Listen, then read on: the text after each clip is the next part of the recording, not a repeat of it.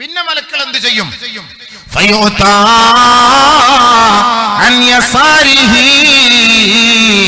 അവന്റെ ഇടതു ഭാഗത്തോടി മലക്കുകൾ പ്രവേശിക്കാൻ വരികയാണ്. അവൻ സാധുക്കൾക്ക് വേണ്ടി മാറ്റിവെച്ച സകാത്തിന്റെ വിഹിതമുണ്ടല്ലോ, ആ സകാത്ത് വിളിച്ചു പറയും അത്രേ, മാ ഖിബലി മദ്ഖൽ, എന്റെ ഭാഗത്തോടി, ഞങ്ങളുടെ ഭാഗത്തുകൂടി ഈ മനുഷ്യനെ ചോദിക്കാൻ ഞങ്ങൾ അനുവദിക്കുകയില്ല.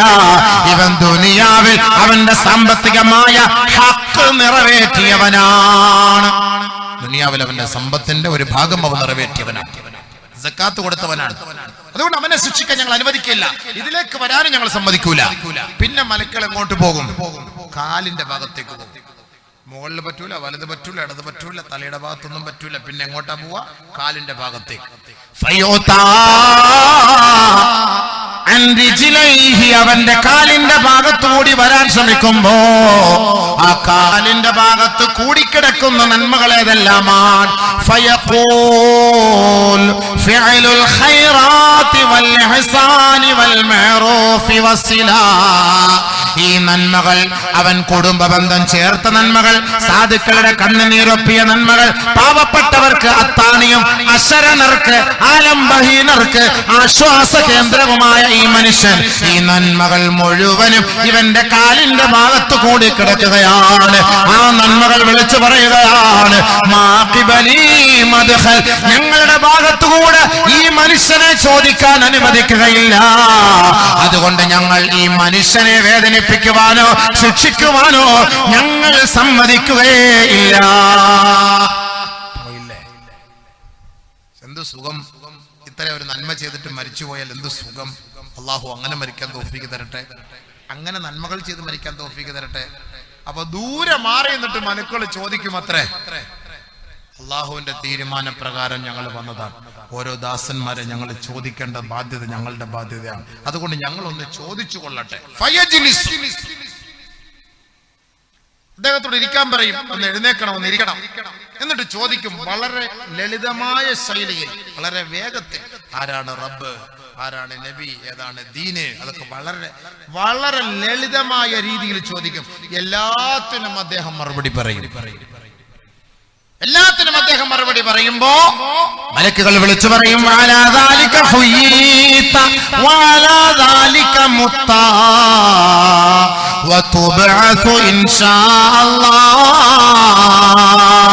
ഈ പരിശുദ്ധമായ വചനങ്ങളോടെയാണ് നീ ജീവിച്ചത്, ആ പരിശുദ്ധമായ വചനങ്ങളോടെയാണ് നീ മരിച്ചത്.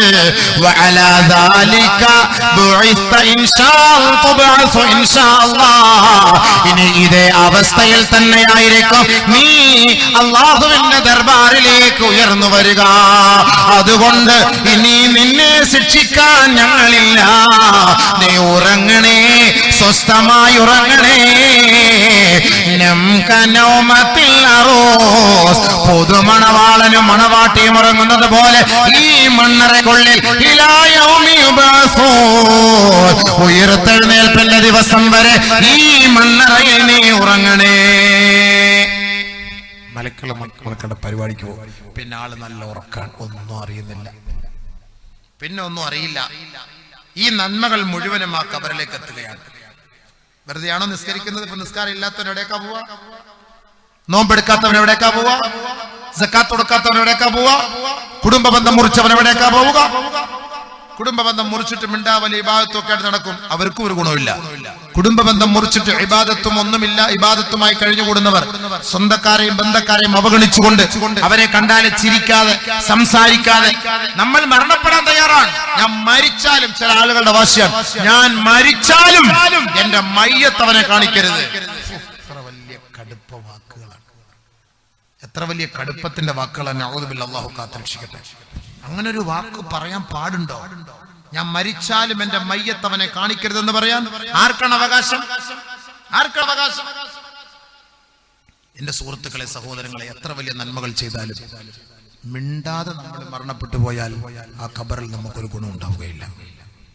നമ്മൾ മനസ്സിലാക്കണം, നമ്മൾ മഹ്ശറിലേക്ക്, മണ്ണറ മുതൽ മഹ്ശറ വരെ എന്നൊക്കെ പറയുമ്പോഴേ, മഹ്ശറിലേക്കൊക്കെ പോകുന്നതിന് മുമ്പ് കുറച്ച് പണിയുണ്ട്. ആ പണിയൊക്കെ തീർത്തിട്ട് പോയാൽ സന്തോഷമായിട്ട് മലക്കുകൾ വരും, ബെൻസുമായിട്ട് വരും. ഉയർത്തെഴുന്നേപ്പിന്റെ ദിവസം അതിലേക്ക് കയറ്റിയിട്ട് നേരെ അങ്ങോട്ട് കൊണ്ടുപോകും. അതില്ല എങ്കിൽ ചങ്ങലകളും കുന്തങ്ങളും ആയുധങ്ങളുമായി മലക്കൾ വരും.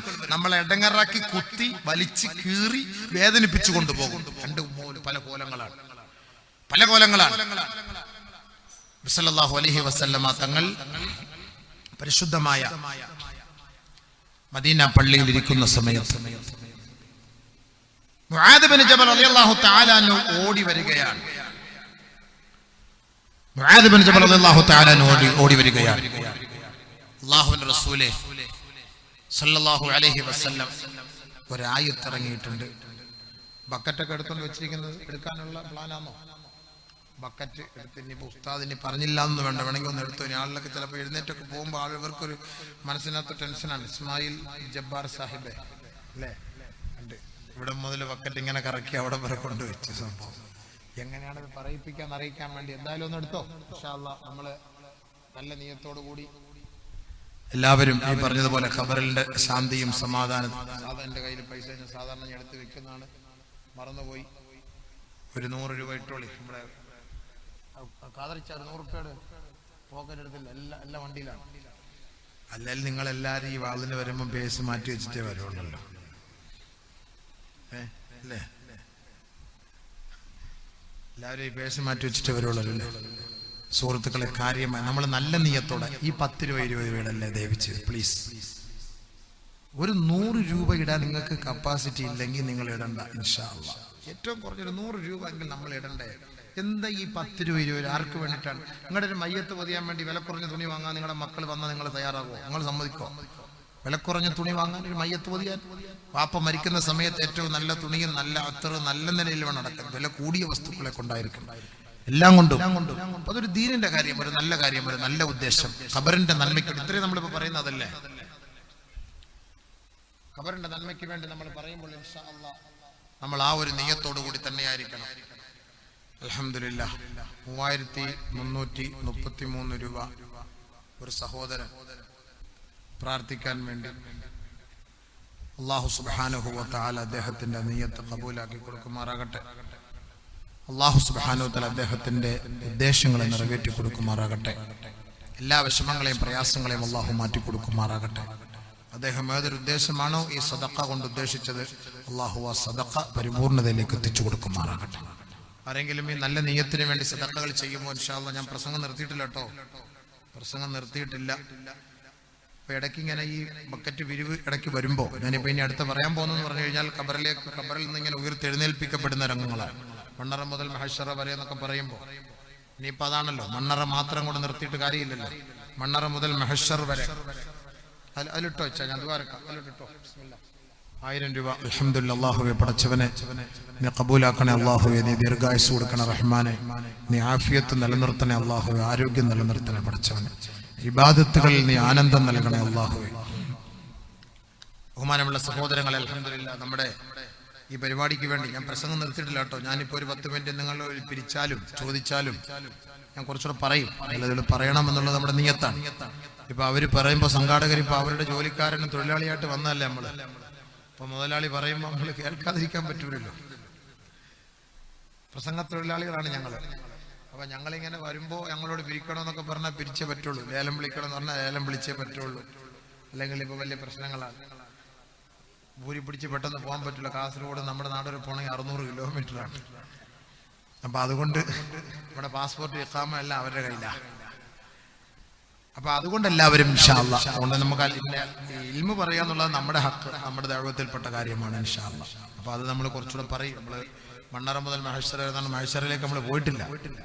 ഇപ്പൊ ഖബറിൽ കിടന്നിങ്ങനെ കറങ്ങാണ്. കുറെ കാര്യങ്ങളോട് അവിടെ പറയാനുണ്ട്. ചുമ്മാ കൊണ്ടങ്ങ് മഹ്ശറയിൽ കൊണ്ടു നിർത്താൻ പറ്റുമോ? വെറുതെ അങ്ങോട്ട് മഹ്ശറ കൊണ്ടിടാൻ പറ്റുമോ ഹബീബേ? ഇന്ന് അങ്ങോട്ട് അടക്കിയിട്ട് നാളെ മഹ്ശറ കൊണ്ടിടാൻ പറ്റുമോ? ഇവിടെ കുറച്ച് കാര്യങ്ങളൊക്കെ ഉണ്ട് അല്ലേ ഉസ്താദേ? കുറച്ച് കാര്യങ്ങളൊക്കെ ഉണ്ടല്ലോ. അല്ല പെട്ടെന്ന് അങ്ങനെ മഹ്ശറയിൽ കൊണ്ടുപോയാൽ ശരിയാവൂല. അപ്പൊ അതുകൊണ്ട് ഇൻഷാ അല്ലാഹ് ഉസ്താദന്മാർക്കൊക്കെ പോകാം. സുഖമില്ലാത്തവരും ഷുഗർ പ്രഷറുകാരൊക്കെ ഉണ്ട്. അല്ലാഹു തആല എല്ലാവർക്കും ആഫിയത്ത് കൊടുക്കട്ടെ. എല്ലാം വയസ്സായ ഉസ്താദന്മാരെ കാണുമ്പോൾ തന്നെ ഒരു മനസ്സിനൊരു സന്തോഷവും ഒരു റാഹത്ത് ഉണ്ട്. അൽഹംദുലില്ലാഹ്. അല്ലാഹു സുബ്ഹാനഹു വ തആല ആഫിയത്തുള്ള ദീർഘായുസ്സ് കൊടുക്കുമാറാകട്ടെ. അപ്പൊ അതുകൊണ്ട് ബഹുമാനമുള്ള സഹോദരങ്ങളെ, നമ്മുടെ ഈ പരിപാടി, നമ്മുടെ ഇതിന്റെ സംഘാടകർ അൽഹംദുലില്ലാ 10ാമത്തെ വർഷം തിൽക അശറത്തുൻ കാമില, 10ാമത്തെ വർഷം അൽഹംദുലില്ലാ ഈ പരിപാടി സംഘടിപ്പിച്ചിരിക്കുകയാണ്. ഇതിൽ ഒരുപാട് പാവപ്പെട്ടവരെ സഹായിക്കാൻ വേണ്ടിയുള്ള നിയത്തുമൊക്കെ ചെയ്തിട്ടുണ്ട്. അതുകൊണ്ട് ഇൻഷാ അല്ലാഹ് ബഹുമാനികളായ നിങ്ങളിൽപ്പെട്ട നല്ലവരായ സഹോദരങ്ങൾ ഒരു 3000 രൂപ കൊടുക്കാറുണ്ട്. ഇവിടെ ഒരു 3333 ഒരു നല്ലൊരു നിയത്താണ്. ഒരു 4444 ഹബീബായ റസൂലുള്ളാഹി തങ്ങളുടെ പേർക്കുള്ള ആ ഒരു നല്ല നിയത്താണ്. മോനെ, ഈ പിരിക്കുന്ന സമയത്ത് നീ ആ ലൈവ് ഒന്ന് ഓഫാക്കിയിട്. ഇവിടെ നമ്മൾ കിടന്ന് പിരിക്കുമ്പോ സ്ത്രീകളുടെ ഭാഗം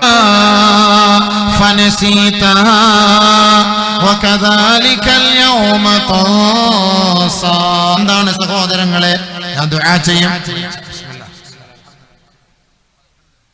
അല്ലാഹുവേ, നീ ഖബൂലാക്കണേ പടച്ചവനെ. ഇച്ചാ അൽഹംദുലില്ലാ 3000 രൂപ മാഷാ അല്ലാഹ്. സല്ലല്ലാഹു അലാ മുഹമ്മദ് സല്ലല്ലാഹു അലൈഹി വസല്ലം അല്ലാഹു അലൈഹി വസല്ലം.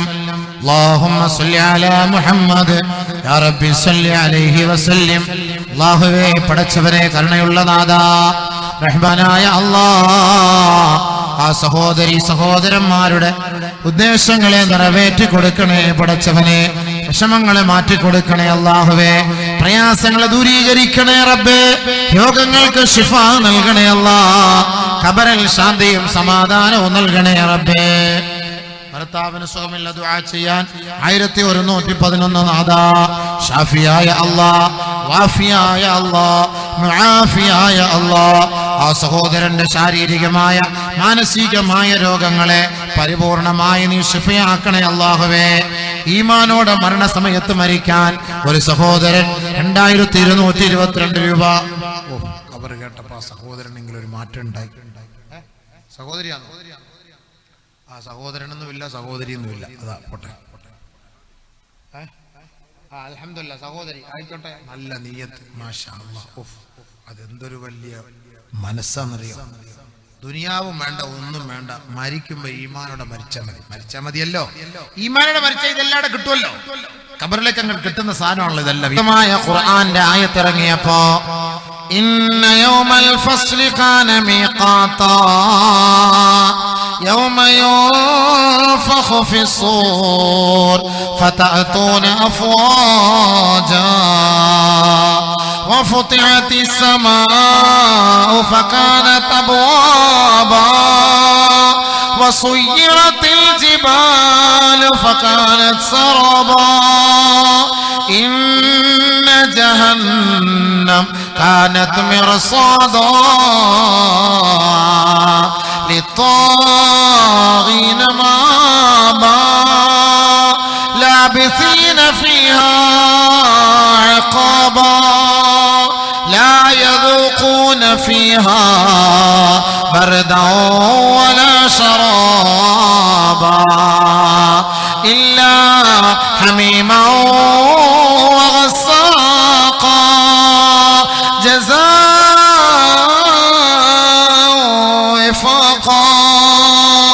إنهم كانوا لا يرجون حسابا. നാളെ മഹ്ശറയിലെ വിചാരണയെ ആഗ്രഹിക്കാത്തവർ, നാളെ മഹ്ശറയിൽ ഒരു വിചാരണയുണ്ടെന്ന് പോലും ചിന്തിക്കാത്തവർ, നാളെ മഹ്ശറ വൻസഭയിൽ അവന്റെ തലയ്ക്ക് മീതെ ഗർജിച്ചു നിൽക്കുന്ന സൂര്യന്റെ കാഹളം, ആ സൂര്യന്റെ ചൂട്, അതിലൂടെ മുങ്ങിത്താഴുന്ന മനുഷ്യന്റെ ആ ദയനീയമായ അവസ്ഥകളെ നാളത്തെ ദിവസത്തെ ചിന്തിക്കാത്തവനും വിശ്വസിക്കാത്തവർക്കും അവർക്കുള്ള ആയത്തുകളാണ് ഇത്രയും അല്ലാഹു നമ്മെ പഠിപ്പിച്ചത്. ഇന്ന യൗമൽ ഫസ്ൽ കാന മീഖാതാ. ആ ഒരു മഹ്ശറ എന്ന് പറയുന്ന മഹാസമ്മേളനം അത് സംഭവമാണ്, അത് യാഥാർത്ഥ്യമാണ്, അത് നിശ്ചിതമാണ്, അത് പടച്ചവന്റെ തീരുമാനമാണ്. യൗമ യുൻഫഖു ഫിസ്സൂർ ഫതഅതൂന അഫ്വാജാ. സൂറന്ന കാഹളത്തിലൂടെ ഊത്തൂതപ്പെടുമ്പോ മലക്കുൽ ഇസ്രാഫീൽ അലൈഹിസ്സലാത്തു വസ്സലാമിന്റെ ആ ഭയാനകത നിറഞ്ഞ ഊത്തിന്റെ ശബ്ദം കേൾക്കുമ്പോ 6 അടി മണ്ണിന്റെ ഇരുണ്ട തുരുത്തിൽ കിടക്കുന്നവരെല്ലാം ഫതഅതൂന അഫ്വാജാ കൂട്ടം കൂട്ടമായി എഴുന്നേറ്റ് വരികയാണ്, കൂട്ടത്തോടെ എഴുന്നേൽക്കുകയാണ്. ഈ ആയത്തിറങ്ങിയപ്പോ ബഹുമാനപ്പെട്ട മുആദ് ഇബ്നു ജബൽ റളിയല്ലാഹു തആല അൻഹു ഓടുകയാണ്, ഓടി വരികയാണ്. എവിടേക്ക്? ഇലാ ഹദറത്തി റസൂലില്ലാഹ്, അല്ലാഹുവിന്റെ റസൂലിന്റെ ഹദറത്തിലേക്ക് വരികയാണ്. ഹബീബായ തങ്ങളുടെ ഹദറത്തിൽ വന്നിട്ട് ചോദിക്കുകയാണ്, യാ റസൂലല്ലാഹ്, അല്ലാഹുവിന്റെ റസൂലേ, അഖ്ബിർനീ അൻ ഹാദിഹിൽ ആയാ യൗമ യുൻഫഖു ഫിസ്സൂർ ഫതഅതൂന അഫ്വാജാ. സൂറെന്ന കാഹളത്തിൽ ഓതപ്പെടുമ്പോ കൂട്ടം കൂട്ടമായി ജനങ്ങളെ അള്ളാഹുവിന്റെ കോടതിയിലേക്ക് കൊണ്ടുവരപ്പെടുമെന്ന് അള്ളാഹു ഈ ആയത്തിറക്കിയിരിക്കെ നബിയേ, അതിന്റെ അർത്ഥമൊന്ന് അറിയിച്ചു തരുമോ? അതിന്റെ യാഥാർത്ഥ്യമൊന്ന് പറയുമോ? അതിന്റെ മാന എന്താണ്? അതിന്റെ വ്യാഖ്യാനം എന്താണ്? ഫബകാ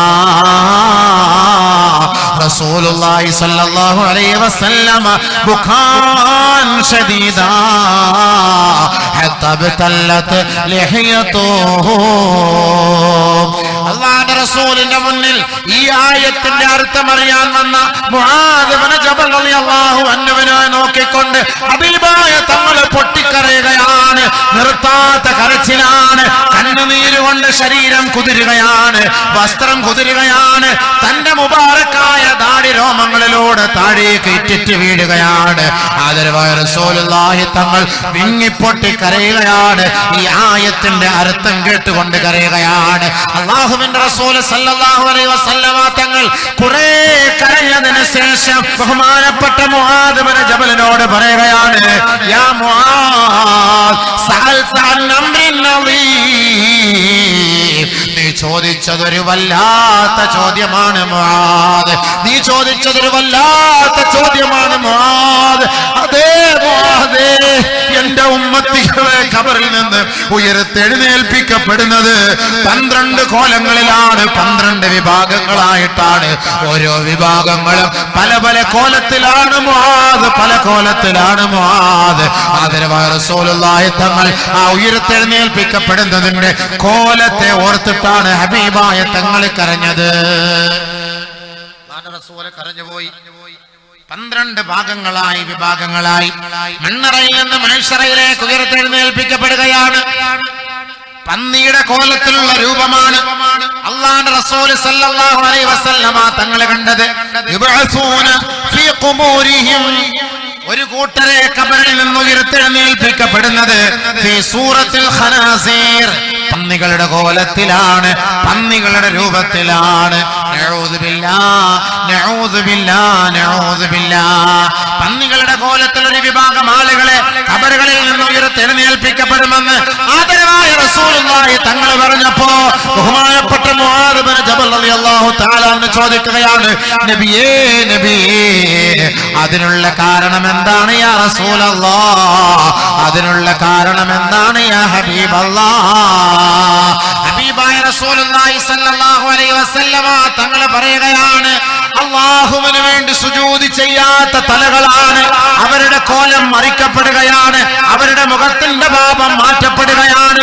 പടച്ച തമ്പുരാന് വേണ്ടി സുജൂദ് ചെയ്യാൻ വിളിക്കപ്പെടുമ്പോ, യുവാക്കളെ, യുവതികളെ, നമസ്കാരത്തിൽ നിന്ന് ശ്രദ്ധരായിക്കൊണ്ട് ദുനിയാവിൽ കഴിഞ്ഞുകൂടുമ്പോ നാളെ മഹ്ശറാവൻ സഭയിലേക്ക് നിന്നെ ഉയർത്തെഴുന്നേൽപ്പിച്ച് കൊണ്ടുവരുന്നത് ഫീ സൂറത്തിൽ ഖനാസീർ, പന്നികളുടെ രൂപത്തിലാണ്, പന്നികളുടെ കോലത്തിലാണ്. അല്ലാഹു നമ്മളെ കാത്തുരക്ഷിക്കട്ടെ, അല്ലാഹു നമ്മളെ സഹായിക്കട്ടെ. കോലം മറിക്കപ്പെടുന്നതിൽ നിന്ന് അല്ലാഹുവേ നീ ഞങ്ങളെ കാക്കണേ നാഥാ. നാളെ മഹ്ശറയിലേക്ക് ഉയർത്തെഴുന്നേറ്റ് വരുമ്പോ ഇവിടെ നമ്മുടെ മയ്യത്തടക്കുന്ന സമയത്ത് നല്ല അവസ്ഥയിലാണ് മയ്യത്തടക്കുക.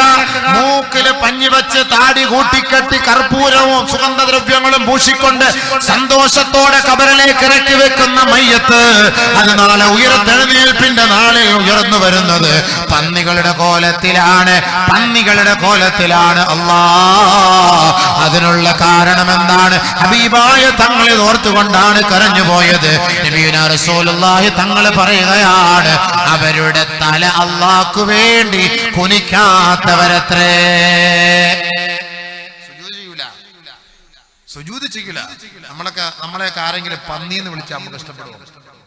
ഖിൻസീർ എന്ന് വിളിച്ചാൽ ഇഷ്ടപ്പെടുമോ? അറബികളെ ഖിൻസീർ, കൽബ്, പട്ടി എന്നൊക്കെ വിളിക്കുന്ന രംഗം നാലിച്ച് അറബികൾ കൽബ്, ഹിമാർ എന്നൊക്കെ വിളിക്കാറില്ലേ? അതേപോലെ ഖിൻസീർ, പന്നിയുടെ കോലത്തിൽ എഴുന്നേറ്റ് ഒരു ഖബറിൽ ചിന്തിക്കാൻ പോലും കഴിയില്ല.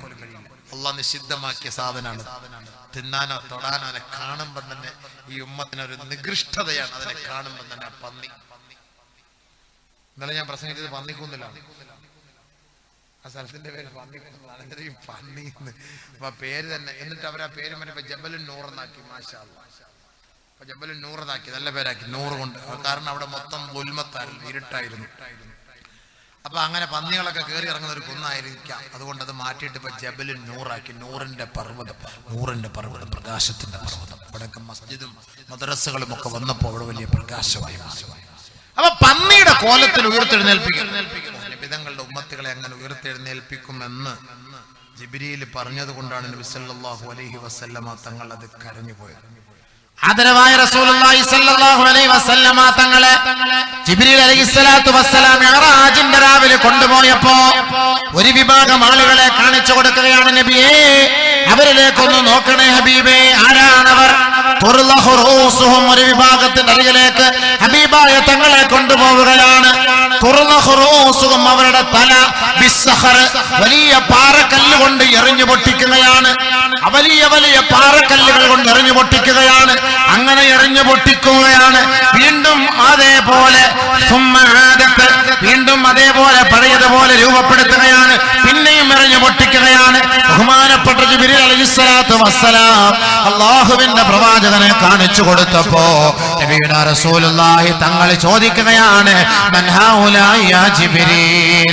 ആരാണ് ജിബ്രീൽ ഈ കൂട്ടർ? ആരാണ് ജിബ്രീൽ ഈ കൂട്ടർ? ഹൗലായി മിൻ ഉമ്മത്തിക യാ റസൂലല്ലാഹ്.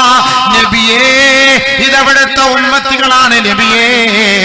ഹൗലായി الذين تتثاقلت رؤوسهم عن الصلاة. നമസ്കാരത്തിന് വേണ്ടി തലകുനിക്കാത്തവരാണ്. നമസ്കരിക്കാൻ വേണ്ടി തലകുനിക്കാത്തവരാണ്. തലകുനിക്കുമ്പോൾ അവരുടെ തലയിൽ ഒരു ഭാരക്കല്ല് പോലെ, ഒരു ഭാരം ഏറ്റിവെച്ചതുപോലെ വലിയ ഒരു ഭാരം അനുഭവപ്പെടുകയാണ്. അങ്ങനെയുള്ള ഒരു വിഭാഗത്തിന്റെ തലയാണ് അടിച്ചു പൊട്ടിക്കുന്നത്. വീണ്ടും അത് രൂപപ്പെടുത്തുകയാണ്. വീണ്ടും അടിച്ചു പൊട്ടിക്കുകയാണ്. എത്ര വർഷം അവൻ നമസ്കരിക്കാതിരുന്നിട്ടുണ്ടോ, എത്ര വഖത്ത് നമസ്കാരം അവൻ പാഴാക്കിയിട്ടുണ്ടോ, അതിന്റെ മുഴുവൻ ശിക്ഷകൾ തീരുന്നത് വരെ ഈ മനുഷ്യനെ നാളെ നരകത്തിലിട്ട് എറിഞ്ഞു പൊട്ടിക്കുന്ന രൂപമാണ് മിഅ്റാജിന്റെ രാവിൽ അല്ലാഹുവിന്റെ റസൂലിനെ ജിബ്രീൽ എന്ന മാലാഖ കാണിച്ചു കൊടുത്തത്. അതുകൊണ്ട് തന്നെയാണ് ഹബീബുനാ റസൂലുള്ളാഹി സ്വല്ലല്ലാഹു അലൈഹി വസല്ലമ തങ്ങൾ കരഞ്ഞുപോയത്. നമസ്കാരമില്ലാത്ത എന്റെ ഉമ്മത്തികളെ ഖബറിൽ നിന്ന് ഉയർത്തെഴുന്നേൽപ്പിക്കപ്പെടുന്നത്, മഹ്ശറയിലേക്ക് കൊണ്ടുപോകുന്നത് പന്നികളുടെ കോലത്തിലാണ്, പന്നികളുടെ രൂപത്തിലാണ്. നഊദു ബില്ലാഹ്. ഇനിയെങ്കിലും നിസ്കാരം നിലനിർത്തണം. ഇത്ര നാള് നമ്മൾ നമസ്കരിച്ചിട്ടില്ലെങ്കിൽ റബ്ബിന്റെ മുന്നിൽ പോയി പൊരുത്തം ചോദിക്കണം. എന്നിട്ട് നമുക്ക് കിട്ടുന്ന സമയങ്ങൾ നമ്മളത് ഖളാ വീട്ടണം, തൗബ ചെയ്ത് ഖളാ വീട്ടണം. ഇനി ഇല്ല പടച്ചവനെ, ഈ മുസ്ലിമായി എന്നെ നീ ജീവിപ്പിച്ചു, എന്നെ നീ മുസ്ലിമായി മരിപ്പിക്കണേ. മരണപ്പെട്ടതിന് ശേഷം മുസ്ലിമായി തന്നെ ഈമാനോടുകൂടി നീ എന്നെ ഉയർത്തെഴുന്നേൽപ്പിക്കണേ അല്ലാഹ് എന്ന നല്ല നിയ്യത്തോടുകൂടി ഈ റജബിന്റെ മാസം മുതൽ ഇൻഷാ അല്ലാഹ് നമ്മൾ നമസ്കാരം നിലനിർത്താൻ ആരംഭിക്കണം, തുടങ്ങണം ഇൻഷാ അല്ലാഹ്. അല്ലാഹു തൗഫീഖ് നൽകട്ടെ. നിസ്കാരം നിലനിർത്താതെ കണ്ട് നമ്മൾ എത്ര നമുക്ക് വേണ്ടി ആരും മയ്യത്ത് നിസ്കരിച്ചാലും ഒരു രക്ഷയില്ല ഹബീബേ. ഖബറിനകത്തടങ്ങ് അടിയൊന്നും ആരും അറിയുന്നില്ല. സംഭവം എല്ലാണ്ണവും കൊണ്ടുപോയി ഇങ്ങനെയൊക്കെ ചിരിച്ചിരിക്കും. നിസ്കാരം ഇല്ലാത്ത ചിരിച്ചു കിടക്കുന്ന കണ്ടോ? ഓന് നിസ്കാരം ഇല്ലെങ്കിലും ഓൻ ചിരിച്ച മരിച്ചത്. മലക്കട കൊത്തുകൊണ്ട് കരഞ്ഞപ്പോ ഞാൻ ചിരിച്ചതുപോലെ ആയതാ, അല്ലാതെ ചിരിച്ചൊന്നും അല്ല. മലക്കൾ കൊളുത്തിട്ട് വലിച്ച സമയത്തെ ഇങ്ങനെ ആയിപ്പോയതാണ് സമയം, അല്ലാതെ ചിരിച്ചൊന്നുമല്ല. നിങ്ങൾ വിചാരിച്ച് ചിരിച്ചാണെന്ന്. അത് സ്കരിക്കാത്തവനെ ചിരിപ്പിച്ച് അള്ളാഹ് മരിപ്പിക്കുമോ? എന്താ ഈ പറയുന്ന പോലെ കാരമില്ലാത്തവനെ കാവറാണെന്ന ഹദീസിനകത്തുള്ളത്. പിന്നെ ഇവൻ എങ്ങനെ മരണം? ഇവന്റെ മരണം എങ്ങനെ? അത്രയും കാലം ഇവൻ ഈ ശിക്ഷ അനുഭവിച്ചതിന് ശേഷമേ അള്ളാഹ് ഇവനെ സ്വർഗത്തിൽ കയറ്റും. ഇത്രയും കാലം അനുഭവിക്കണം. പോലീസിന്റെ ഒരു അടി കൊള്ളാൻ കെപ്പില്ലാത്ത നമുക്ക് മലക്കട അടി കൊള്ളാൻ വല്ല കഴിവുണ്ടോ ഹബീബേ? അള്ളാഹ് നമ്മളെ കാത്തുരക്ഷിക്കട്ടെ. നിയത്ത് ചെയ്ത് റജബ് മാസമായി പള്ളിയിൽ കയറി സുബഹി മുതൽ ഇൻഷാ അല്ലാഹ് പള്ളിയുടെ സഫ് അധികരിപ്പിക്കണം. ഇല്ലെങ്കിൽ വാള് കൊണ്ടൊന്നും പുണ്ണിയില്ല. അള്ളാഹി സത്യം പുണ്ണിയില്ല. എന്തിനീ വാള്? നിസ്കാരമില്ല, ഇബാദത്തില്ല, സംഘാടകർക്ക് നിസ്കാരമില്ല, ഒന്നുമില്ല. വാള് കഴിഞ്ഞിട്ട് അവര് പോയി കിടന്നുറങ്ങും. വാള് പറയുന്ന മൊയ്ലിയാര് അതിനേക്കാളും ഉറക്കം. സുബഹിസ്കാരമില്ല, ഒന്നുമില്ല. പിന്നെ എന്തിനീ വാള്? വാളെന്തിനു സംഭവിച്ചത്? വാളിന്റെ സംഭവമാണ് ആയി കണ്ടത്. പിരിവ് ഇല്ലേ? അത് മാത്രമല്ല, സ്കരിക്കണം. ഇല്ലെങ്കിൽ നമുക്ക് നാളെ മഹ്ശറിലേക്ക് പോകാൻ കഴിയില്ല. മഹ്ശറിലേക്ക് ഒരു വിഭാഗം ആളുകളെ കൊണ്ടുവരും. ഹബീബായ റസൂലുള്ളാഹി സ്വല്ലല്ലാഹു അലൈഹി വസല്ലമ തങ്ങളോട് സഹാബത്ത് ചോദിക്കുകയാണ്, നബിയേ, എങ്ങനെയാണ് നിങ്ങളെ തിരിച്ചറിയുക? കോടാനുകോടി ജനങ്ങളൊക്കെ നിൽക്കുന്ന സമയത്ത് ഒരിക്കൽ അനസ് റളിയല്ലാഹു തആല അൻഹു നബി തങ്ങളുടെ സെർവന്റ് ആയിരുന്നു, ഖാദിമ, ജോലിക്കാരൻ. അനസ് റളിയല്ലാഹു തആല അൻഹു നബി സല്ലല്ലാഹു അലൈഹി വസല്ലം തങ്ങളോട് പോയി ചോദിച്ചു, നബിയേ, എനിക്ക് വേണ്ടി ശഫാഅത്ത് ചെയ്യണേ നബിയേ, എനിക്ക് വേണ്ടി ശുപാർശ ചെയ്യണേ നബിയേ, ശഫാഅത്ത് ചെയ്യണേ നബിയേ. കുറെ നാളെ ഖിദ്മത്ത്. കാരണം നമ്മളിപ്പോ ആരെങ്കിലുമൊക്കെ വലിയ സമ്പന്നന്മാർക്ക്, പൈസക്കാർക്ക്, മന്ത്രിക്ക്, MLA ക്കൊക്കെ നമ്മ ഖിദ്മത്ത് ചെയ്താണ്. ആ ഹാദിമിന്റെ പേരാണ് PA, പ്രൈവറ്റ് സെക്രട്ടറി എന്നൊക്കെ നമ്മൾ പറയില്ലേ. അവന്റെ PA ആണെന്ന് പറയുന്നത്. അപ്പൊ അതിന്റെ അർത്ഥം എന്താ? അദ്ദേഹത്തിന് എവിടെയും കയറിപ്പോ ഈ മന്ത്രി ഇരിക്കുന്ന മുറിയിൽ, രാജാവ് ഇരിക്കുന്ന മുറിയിൽ, പ്രധാനമന്ത്രിയുടെ മുറിയിൽ, മുഖ്യമന്ത്രിയുടെ മുറിയിൽ അദ്ദേഹത്തിന്റെ PAക്ക് അദ്ദേഹത്തിന് കയറിപ്പോകാം. പിന്നെ അദ്ദേഹം പറയുന്നത് പോലെയൊക്കെ കേൾക്കുകയും ചെയ്യും. ചിലപ്പോ ഒഴിവ് കിട്ടുന്ന സമയത്ത്, സാറേ, എന്റെ ഒരു പെങ്ങളുടെ കുട്ടിക്ക് ഒരു ജോലി ശരിയാക്കി തരണേ സാറേ, ആളുടെ അഡ്രസ്സും എല്ലാം കൊണ്ടുവരാം, ശരിയാക്കി തരാം.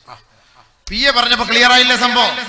അതേപോലെ നബിതങ്ങൾക്ക് 10-11 വർഷക്കാലം ഖിദ്മത്ത് ചെയ്ത ബഹുമാനപ്പെട്ട അനസ് ഇബ്നു മാലിക് റളിയല്ലാഹു അൻഹു ഒരിക്കൽ ഹബീബായ റസൂലുള്ളാഹി തങ്ങളോട് ചോദിക്കുകയാണ്, നബിയേ, മഹ്ശറ വൻസഭയിലേക്ക് ജനങ്ങളെ എല്ലാം കൂട്ടിക്കൊണ്ടുവരുമ്പോ അല്ലാഹുവിന്റെ റസൂലേ, എന്നെ മറന്നു പോകുവോ നബിയേ? എനിക്ക് വേണ്ടി ഒരു ശഫാഅത്ത് ചെയ്യുമോ? നീ ഇപ്പൊ എത്ര വിഷമിക്കേണ്ട കാര്യമുണ്ടോ? അതുകൊണ്ട് ഞാൻ ശഫാഅത്ത് ചെയ്യൂലേ. പിന്നെന്താ? അനസേ, ഇങ്ങനെ ഒരു വാക്ക് നമുക്ക് കിട്ടിയിരുന്നെങ്കിലേ, ഇങ്ങനെങ്ങാണ് ഒരു വാക്ക് നബിതങ്ങൾ നമുക്ക് തന്നാൽ നമ്മളെ നാളെ മുതൽ ക്രിക്കറ്റ് കളിക്കാൻ പോയി നിസ്കരിക്കൂല. കാരണം എന്താ? നമുക്ക് അല്ലാഹുവിന്റെ റസൂല് ശഫാഅത്ത് ചെയ്യാമെന്ന് നിയത്ത് ചെയ്തിരിക്കാണ്. ഇനി അതുകൊണ്ട് നമുക്ക് ഇനി നിസ്കാരം ഒന്നും വേണ്ട, ഇനി ക്രിക്കറ്റ് കളി. ഹോളി പോലെ ഉള്ള കളറും വാരിയിട്ട് ഉള്ള ആക്കണ്ടവും ചാലക്കണ്ടവും കോമൂത്രവും വാരി ഒഴിച്ച് സ്കൂളിലൊക്കെ എന്തൊക്കെ ഈ തമ്മാടിത്തരം കാണിക്കുന്ന കുട്ടികൾ, എന്നിട്ട് അടി ഇടി പോലീസ് സ്റ്റേഷനിൽ കയറി ഇറങ്ങാൻ. പാപ്പായി മക്കൾ എന്താ തെമ്മാടിത്തരങ്ങളാ! എന്റെ പൊന്നു സഹോദര, നിന്നെയൊക്കെ പഠിപ്പിക്കുന്ന സാറന്മാരെ അടിക്കാൻ പോകുന്ന മക്കൾ, തലതിരിഞ്ഞ സാധനം, വിസ്മയമില്ലാത്ത സൈസുകൾ. ഇതിനെയൊന്നും വിസ്മയമില്ലാതെ ഉണ്ടാക്കിയത് കൊണ്ടാണ് ഇങ്ങനത്തെ കോലങ്ങളായി പോയത്.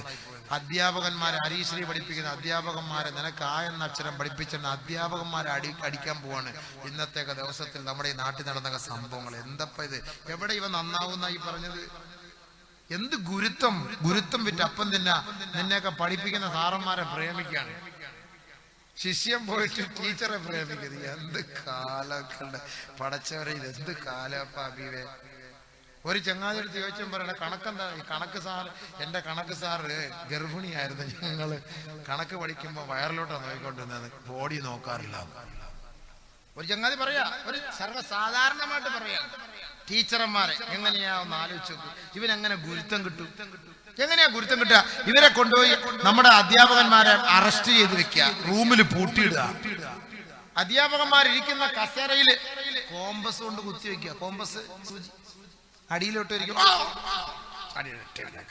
പെട്ടെന്ന് സാറ് കണക്ക് പഠിപ്പിച്ചു. ചാന്ദ്രയനിലേക്ക് സാർ എത്തി. അവിടെ ബബിൾക്കം തന്നിട്ട് കൊണ്ടുപോയി ഒട്ടിച്ചിരിക്കുക. ബബിൾക്കം മുണ്ടെടുത്തിട്ട് വരുമ്പോ ഒരു മുണ്ട് അതിലായി, ഒരു പീസ് അതിൽ, ഒരു പീസ് കൂട്ടത്തില്. എത്ര തെറിച്ച പിള്ളേര്, അതമില്ലാത്ത പിള്ളേര്. മദ്രസയിലൊന്നും അതില്ലാത്തത് ഹൈറായി. അതാണ് ആ മദ്രസയിൽ അദബ് പഠിപ്പിക്കുന്നത്. ഉസ്താദന്മാരുടെ കാലഘട്ടത്തിൽ ഇങ്ങനെയൊന്നും ഇതുവരെ ഇല്ല. ഇനി അള്ളാഹു അലം, ഇനി വിസ്മയമില്ലാത്ത കൗമുകളെങ്ങാനും മദ്രസയിൽ വരാൻ തുടങ്ങിയാൽ അവനും ഇതേപോലെയൊക്കെ ചെയ്യും. ഇങ്ക് മഷി കൊടയും, ഇങ്ക് കൊടയും, മഷിപ്പേന സാറന്മാര് ഇങ്ങനെ തിരിഞ്ഞു പോകുമ്പോൾ പുറകിലെ കൊടയും. വീട്ടിൽ പുറയിൽ പോകുമ്പോൾ ഭാര്യ നോക്കുക, അതാ പെങ്ങളുടെ ഉടുപ്പിന്റെ പിന്നാലെ മൊത്തം മഷി. ആ തെറിച്ച പിള്ളേര് ചിലപ്പോൾ ഒഴിച്ചതായിരിക്കും. അങ്ങനെയൊക്കെ സാറന്മാരെ വേദനിപ്പിക്കുന്ന വിദ്യാർത്ഥികള് അതബില്ല, അവർ രക്ഷപ്പെടുകയില്ല. ഒരിക്കലും അങ്ങനെയൊന്നും ചെയ്യരുത്. നമ്മുടെ മക്കളൊന്നും ചിന്തിക്കാത്തതെന്ന് ഇതൊക്കെ. എന്തിനാണ് ഈ സ്കൂളിൽ വിടുന്ന സമയത്ത് സന്തോഷത്തോടു കൂടി സാറേ പൊരുത്തം വാങ്ങിപ്പോകണം? നമ്മളൊക്കെ ദർസി പഠിക്കുമ്പോൾ, നമ്മളൊക്കെ മുത്തഅല്ലിമായിട്ട് മദ്രസയിൽ നിന്ന് സനത് വാങ്ങുന്ന സമയം 8 വർഷം പഠിച്ചു, 10 വർഷം പഠിച്ചു. ഇന്ന് സനത് വാങ്ങുവാൻ വിഷമാണ്, പ്രയാസമാണ്. ക്ലാസ് ദർസ് പഠിക്കുന്ന സമയത്ത് ഓരോ തൂണിലും ചാരിയിരുന്ന് പഠിച്ച ഓരോ തൂണിന്റെ അരികിൽ പോയി നിന്ന് കരയും. പടച്ചവനെ, ഞാൻ മീസാൻ ഓതിയ സമയത്ത് ഈ തൂണിൽ ചാരിയിരുന്നിട്ടാണ്, ഞാൻ ബുഖാരി ഓതിയ സമയത്ത്, ഞാൻ ജലാലൈനി ഓതിയ സമയത്ത് ഈ ഭിത്തിയിൽ ചാരിയിരുന്നിട്ടാണ് ഞാൻ വിട പറയുകയാണ്, ഞാൻ പോവുകയാണ്, ഞാൻ ഇനി എങ്ങോട്ടാണ്? എന്റെ 7 വർഷം 8 വർഷം കാലയളവിൽ എന്റെ ഇവിടുത്തെ പഠനം എത്ര റാഹത്തായിരുന്നു. എന്റെ ജീവിതം ഒരു മുത്തഅല്ലിമായി, ഒരു സ്റ്റുഡന്റായി, ഒരു വിദ്യാർത്ഥിയായി ഞാൻ ഇവിടെ നടന്നത് എന്ത് സന്തോഷമായിരുന്നു. ഇന്ന് ഞാൻ സനത് വാങ്ങുകയാണ്.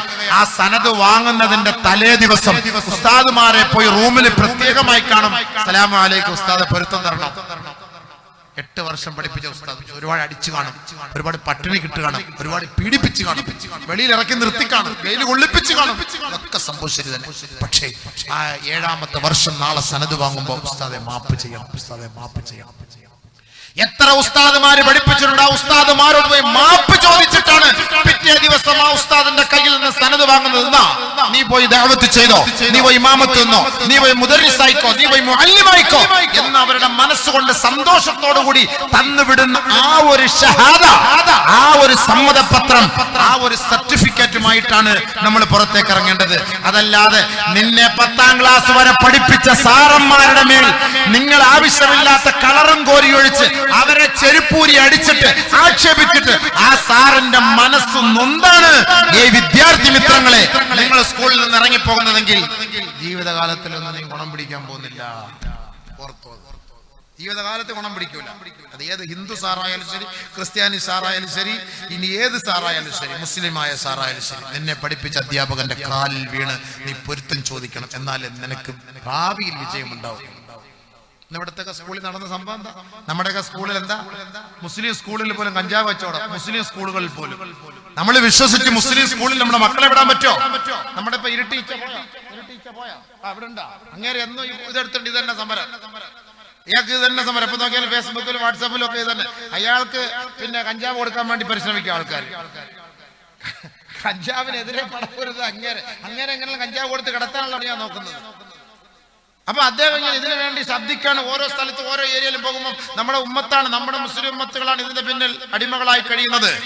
നമ്മുടെ ചെറുപ്പക്കാരായ കുട്ടികളാണ് ഈ മഹാവിപത്തിനെ തഴുകി തലോടിക്കൊണ്ടിരിക്കുന്നത്.